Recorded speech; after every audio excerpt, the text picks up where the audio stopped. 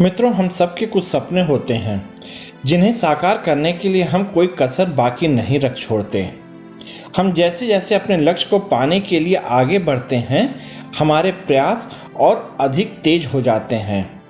लक्ष्य के अधिक निकट पहुंचने पर हमें अपने लक्ष्य के अतिरिक्त कुछ और दिखाई नहीं पड़ता। यह स्वाभाविक ही है। सफलता का मूल मंत्र भी यही है। ओलंपिक खेलों को ही लीजिए। दशकों तक कठिन परिश्रम करने के बाद ही कोई खिलाड़ी पदक हासिल करने के लिए आगे आ पाता है। वर्ष 1988 में सियोल में आयोजित ओलंपिक मुकाबलों में नौकायन की एक प्रतिस्पर्धा में भाग लेने के लिए कनाडा के लॉरेंस लेम्युक्स एक दशक से भी अधिक समय से कठोर परीक्षण ले रहे थे। उनका सपना साकार होने में बस थोड़ा सा ही समय शेष रह गया था। लॉरेंस के गोल्ड मेडल जीतने की प्रबल संभावना थी।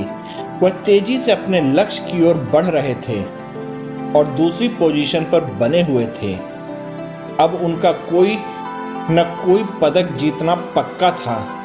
लेकिन तभी उन्होंने देखा कि एक दूसरी प्रतिस्पर्धा के नाविकों की नाव बीच समुद्र में उल्टी पड़ी है। एक नाविक किसी तरह नाव से लटका हुआ था, जबकि दूसरा समुद्र में बह रहा था।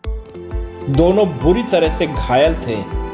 लॉरेंस ने अनुमान लगाया कि सुरक्षा नौका अथवा बचाव दल के आने में देर लगेगी और यदि तत्क्षण सहायता नहीं मिली तो इनका बचना असंभव होगा। अब उनके आगे सिर्फ दो विकल्प बाकी थे। पहला विकल्प था इस दुर्घटनाग्रस्त नाव के चालकों को नजरअंदाज करके अपना पूरा ध्यान केवल अपने लक्ष्य को पाने के लिए अपनी नौका और रेस पर केंद्रित करना, और दूसरा विकल्प था दुर्घटनाग्रस्त नाव के चालकों की मदद करना।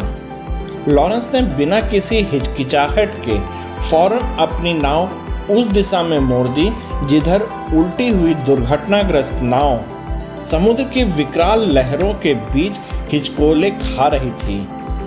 लॉरेंस ने बिना देर किए दोनों घायल नाविकों को एक एक करके अपनी नाव में खींचा और तब तक वहीं इंतजार किया जब तक कोरिया की नौसेना वहां उन्हें सुरक्षित निकाल नहीं ले गई। प्रश्न उठता है कि लॉरेंस ने अपने जीवन की एकमात्र महान उपलब्धि को अपने हाथ से यूं क्यों फिसल जाने दिया। वास्तव में लॉरेंस के जीवन का मकसद इस तथ्य पर निर्भर नहीं था कि विजेता होने के लिए किसी भी कीमत पर ओलंपिक मेडल प्राप्त करना ही एकमात्र विकल्प है। लॉरेंस को प्रतिस्पर्धा में तो कोई भी पदक नहीं मिल सका, लेकिन अंतर्राष्ट्रीय ओलंपिक कमेटी द्वारा लॉरेंस लेम्युक्स को उनके साहस, आत्मत्याग और खेल भावना के लिए पियरे द कबूर्तनिक पदक प्रदान किया, जो अत्यंत सम्मान का सूचक है।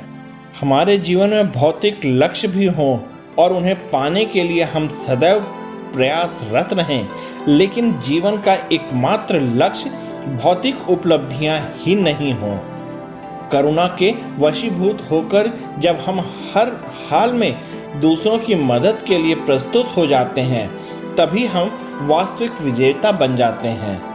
लॉरेंस लेम्युक्स की करुणा की भावना व वास्तविक मदद ने उसे अपने देश के लोगों के दिलों का ही नहीं, दुनिया के लोगों के दिलों का सम्राट बना दिया। ऐसे लोग सही मायने में विजेता कहलाते हैं। अगर आप लोगों को यह कहानी पसंद आई तो कृपया लाइक, शेयर और सब्सक्राइब कीजिएगा। साथ ही घंटे वाले बेल को भी दबा दीजिएगा, जिससे कि आगे आने वाली नई कहानियों की नोटिफिकेशन आपको मिल जाए। जय हिंद दोस्तों।